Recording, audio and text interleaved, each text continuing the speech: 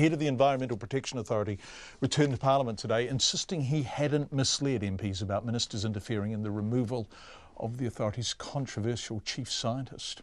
Allan Freeth told MPs he'd apologised to ministers for Jacqueline Rowath's behaviour. Political reporter Benedict Collins has more. Allan Freeth had previously assured MPs he hadn't had any discussions with environment ministers regarding his chief scientist, Jacqueline Rowath, who resigned in February. That position was called into question when the Associate Environment Minister, Eugenie Sage, said she'd discussed Dr Rowath with Dr Freeth and said he'd told her he was aware of her concerns and was dealing with the issue. This week, Minister Sage changed her story and, blaming her poor memory, said that conversation never happened, but not before Dr Freeth had offered to reappear in front of MPs. Dr Freeth agreed with the minister's new story, that they hadn't discussed Jacqueline Rowath.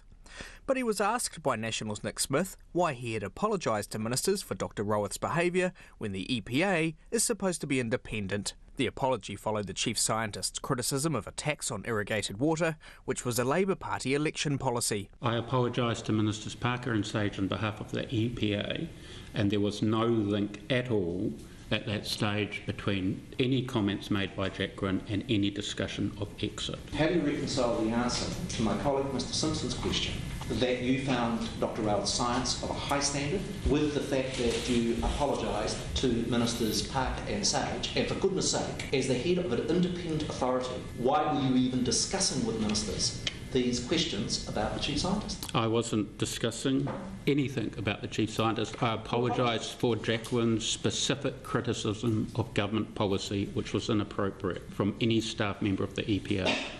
National's Sarah Dowie asked Dr Freeth if a news article that was highly critical of Dr Rowath and which Minister Sage had forwarded to him was code for get rid of her. So I think it's entirely appropriate for the Minister to raise any questions in regard to damage to the reputational neutrality of the EPA.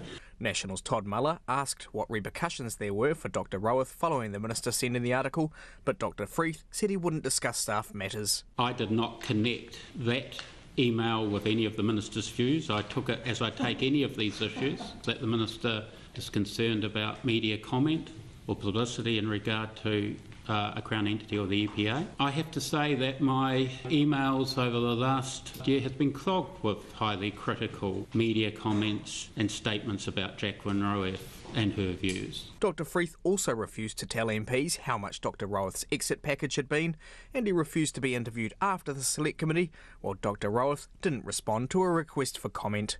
From Parliament for Checkpoint, Benedict Collins.